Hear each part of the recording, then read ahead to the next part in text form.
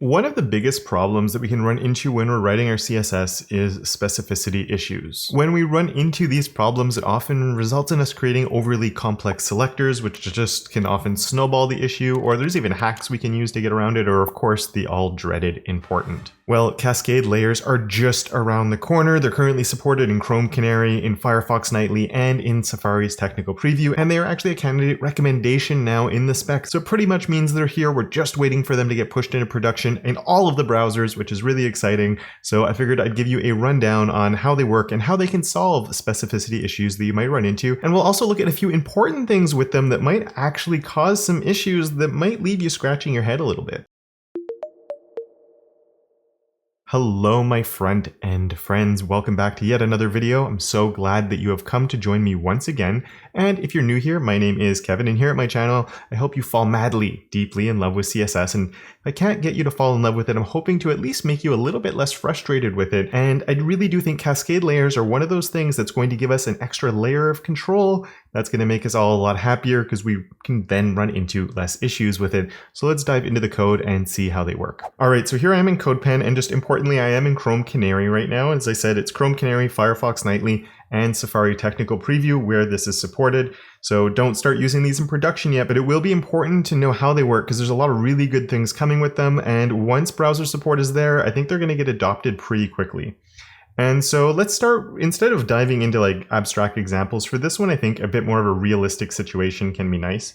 And let's start off by styling a button here. And you can see I have a button style. We haven't finished styling it, and I have a button over here, but I've also put a couple of buttons in my navigation, and both of those are right here. When we style the button, it should, we want to style it so it looks like a button in all of these different situations.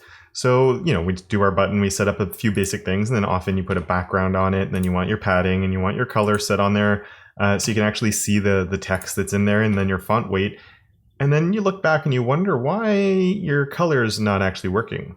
It's working over here, but it's not working over here. Uh-oh, looks like we've run into a specificity issue.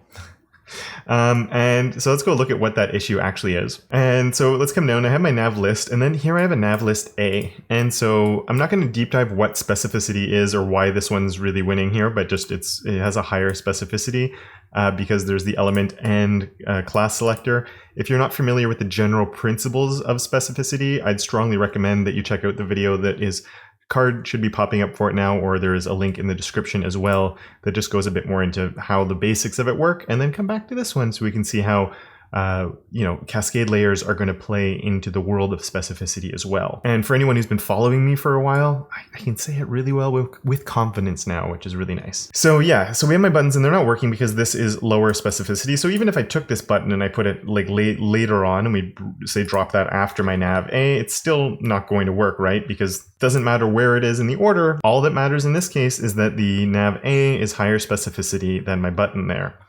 And obviously that's causing us some issues. And this is the type of thing that Cascade Layers are going to be able to easily solve. And before I get into those, I just want to say that some people might be yelling at me right now saying, well, Kevin, you shouldn't be using this selector. You should be using a nav link selector or something like that. And yes, that could solve it. And that's what naming conventions like BEM and others try and solve, where everything is a class selector. So everything has equal specificity, and then you don't run into issues like this. Of course, it doesn't help solve the issue of whatever comes first wins. So in a situation like that, if I had my button first and then my nav list stuff over here, even if I had a nav link, the nav link would win. So there was still the order of, the order that things would show up in your CSS was still really important there. And it sort of involved just organizing your CSS in a way that made sense. And often that wouldn't actually become much of an issue, but just to say that, that was always something that could still come up. And Cascade Layers solved that as well, luckily. So let's go and create our first layer. So I'm going to come here and let's zoom in because you're going to see how easy this is. It's an at layer. Another at rule, really nice and easy to use, and you give it a name. And I'm going to call this one layout. So we have a layout layer, so anything layout related could get thrown into here. And then what do we need to do? Well, you just take anything that should live in there, and let's just take all of this, and I guess site header would be part of that as well, and my intro could even be part of that. So let's grab all of this, and then we're going to drop all of that inside my layout here, and let's just hit save so we can see that it's nested properly. And look, they're working. Everything is good now. So that is right away, it solved my problem, because what I've done is I've included this in a layer, and you can see the syntax highlighting in CodePen hasn't caught up yet, so it's a little funky, but it's working. And the reason this is working, let's understand the principle of layers now a little bit, because there's something that's always existed in CSS. It's just not something that we've had direct access to. And by that, what I mean is we've always had 3 layers, which were our user agent styles, our user styles, and our author styles. But the only layer we had direct access to is the author styles. And that's still true. We still only have access to that one. But it's the reason why if you come in, and I'm sure you've done this before, and you do with the margin of 0. And if we didn't have any CSS, actually you can see that did impact my site. And this selector has 0 specificity to it. But it overwrites all my user agent styles. Even though if we come and look in the DevTools here, I have a few different things setting margins and everything, but this paragraph on the user agent style here, it has a margin block start and a margin block end. And this paragraph selector should be higher specificity than the star selector that we have right there. But because this is part of the user agent style, that's the first layer that's being looked at, and anything can overwrite that. So it doesn't matter what the specificity is within my user agent style. There's a little gotcha here, but we'll get to that after. But it just means that anything that's a user agent style is very easy to overwrite, which is obviously a good thing. It makes our life a lot easier, because then it would imagine if you had to battle against the specificity of user agent styles too, that would be a nightmare. And then as I also mentioned, there's also the user style sheets. User style sheets aren't something that's really done too much these days. I've even read somewhere, I think that Chrome might be phasing them out. But there's other ways you can use extensions and stuff to sort of put in styling, but user styles are sort of this in-between phase where the user could then apply styles that they want as a default. And then after that, we'd have our author styles. And once again, our author styles would automatically, there was no specificity issue. You could write a very specific selector on a user style, and just the same, you could have a very specific user agent style. And our author styles automatically, just with a 0 specificity selector like our star here, could overwrite those, because this is in a higher layer. So that layer, our author layer, has the highest specificity. Now what's happened is within our author style sheets, we can add new layers. We can create sort of like sub layers within our own style sheet. And one thing that's really important also with this is you can see that in this, this layout here is a layer. And then all my other stuff here, like this button, is not currently in a layer. And this is one thing that's very important to know, is everything that's in a layer is lower specificity than something that's not inside of a layer. So if you're doing layered stuff and then you have on-layered things later, that on-layered thing, those on-layered selectors will always be higher specificity. But where I think it gets more interesting is when you start having multiple different layers. So here's my layout layer. And then we could come in and say here we have an at layer for components. And I don't really have very many components here, but say we grab my button here and we move my button off into that component layer right there. Let's fix that. And you can see it's all still working. Everything's good. And the way this is determining the specificity now is the first layer here that's declared is my layout. So my layout is sort of layer 1. Then we get to my components. My components is declared after layer, so it gets layer 2 here. And because that one's coming second, this one is a higher specificity than this one over here. And just to show you that this is true, here is my nav list, and my nav list happens to be in my site header. And my site header happens to be inside of there. We also have my primary nav. And so here we have this super high level selector that is still getting beat by this button here, because this layer is higher specificity than the other one. Doesn't matter how specific, or it doesn't matter about the specificity of the selector. It just matters that this is in a layer that comes after the previous one. And remember, I mentioned that if something comes outside of any of them, so if we come down here and I put an A selector, innocent little element selector, super low specificity, let's throw a color red on there. And all those other ones go out the window. The color is red. It doesn't matter that we have this green background set on a class selector. It doesn't matter that we have this really high specificity selector over here. This A selector is it's winning every single time. And so, how could we solve that? And here's my general styling. So you know what, let's do an at layer of, I'll call it base. And let's just take base. I have stuff in here that wouldn't really be base. There's some utilities and other stuff in here, but let's just call it that it's all base for now. And let's hit save. And let's even move this like A selector into there, just so we can see a little bit of how things are working a little bit more. And so my A selector's here. And we can see that all of the links have become red because base is coming after those other ones. So let's go and grab this base layer. We'll get rid of my general stylings. We'll go grab this base layer here, take the whole thing, and let's move it all the way to the top now. And by moving it all the way to the top, now my base layer is the lowest specificity. Then we come in and we fall into the layout, and then we come and we fall into the component one. So each one is higher specificity than the previous one, and that means we can use more complex selectors without any worries about specificity, as long as the order that we've put our layers in is logical. And I know you might be asking, so let's say I take this. We're going to leave this guy alone up here. And maybe you have, in this case, I'm in CodePen, so we're going to have a single CSS file, but you might be working in a world where you have multiple CSS files or Sass files or whatever it is. You're using post-CSS or Sass, and you're bringing multiple files in. So not everything is in one layer selector type of thing like we're doing right now. Well, I could come down here and say at layer base, and you can rename the same layer that you used before. And I can throw my A color red in here. And you can see it's working because it's working on this link right here, but it hasn't impacted the other ones.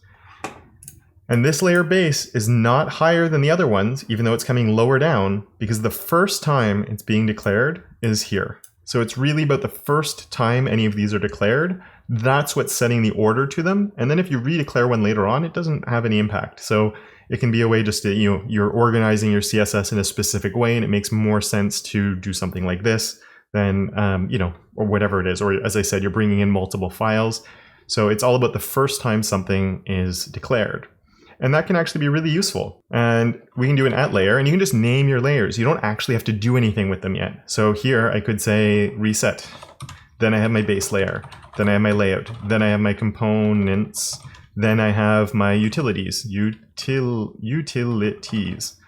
And what this is doing is this is declaring each one of those for the first time, and it's saying the order that they should go in. And then so I could take this entire base layer and we paste it all the way down here, and none of that is overwriting anything, or my A here that's coming, we can drop that back into this since it's all grouped together. None of this is impacting these other things because it's going based on the order that we've put them here in this initial declaration, which can be really, really useful. And this could actually also be really useful if you're bringing in a framework, right? So imagine you're using Bootstrap, which it can be really annoying to overwrite classes that it has at times. And imagine if you could just come in and do framework like this, and then just run through all your other stuff. And you know that despite a really high specificity selector in your framework, it doesn't matter. You can easily overwrite it with any of these other layers, and it's just going to work. That can be really handy and really cool, except for something really important, which involves the important keyword, because that sort of gets thrown on its head a little bit. With how all of this works. And just before we move on, I just want to give credit where it's due for people who have already done some really good work on explaining how this works. So down in the description, I have put links to a video by Una Kravitz, as well as articles by Stephanie Eccles on Smashing Magazine and Bramis as well. We can also nest layers, which they dive into.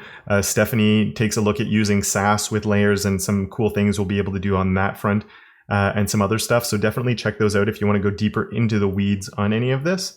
But in the meantime, let's just look at the important thing, because the important thing is really, really important, and really, really important. And it might actually mean that it's better to move things around this way instead. So just to show you what I mean is, let's come, and this actually comes from what I was talking about before, which was when I mentioned the order, the user agent, the user style, and then the author style. If we have important involved in that cascade, the important actually flipped how it worked. So if there was an important on a user agent style, that would be more important than anything else. And luckily, as far as I know, we don't have any user agent styles that have an important, because it'd be literally impossible to override it. The same, a user style sheet would, if it had an important, would be impossible for an author to beat. And so, just really fast, if we come and take a look here, so here we'll do an at layer of reset. And in here we can do a, I don't know, body color is hot pink, because why not? And nothing happens, right? Because the body selector is somewhere else and everything else is sort of overriding that, and it's not getting anywhere. But if I come on here and I throw an important, as you might expect, things might start becoming hot pink. Makes sense, right? Because we have an important. An important makes things more important and it overrides specificity and stuff like that. But then let's come down and we have another one all the way in my base here. We have my body and then we have the color here. And let's throw important on this one and just wait for it to kick in, except we shouldn't wait too long because it's not going to happen. And so this is happening because the order has switched around. It went from, least important over to most important this way. And so anything on a utility class will override a component, which will override a layout, which will override a base if they're targeting the same element, regardless of the specificity of the selector.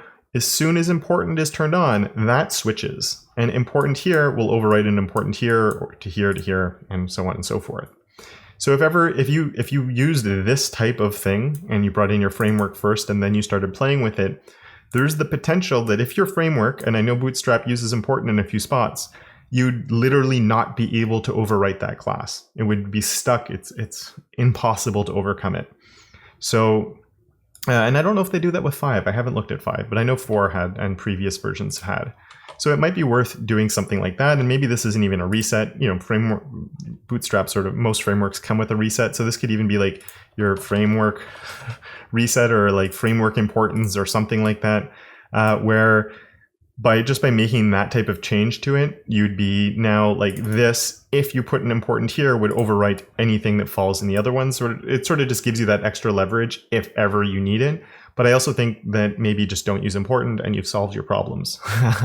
But I have a feeling that, we don't want this. I just want to let people know that, because I think this is one of the more important gotchas of how this works that could just really drive somebody crazy. And if you enjoyed this and you're looking forward to Cascade Layers and you'd like to know other things that are up and coming in CSS, and you want to see some that not only are looking cool, but you can actually use today in your code, well, I do have a video that looks at things like nesting, that looks at custom media queries and more, and you can use those today thanks to Post CSS. So if you want to watch that video, it is right here for your viewing pleasure. And with that, I want to say a very big thank you to my supporters of Awesome over on Patreon, Jan, Johnny, Stuart, and Tim, as well as all my other patrons for their monthly support. And of course, until next time, don't forget to make your corner of the internet just a little bit more awesome.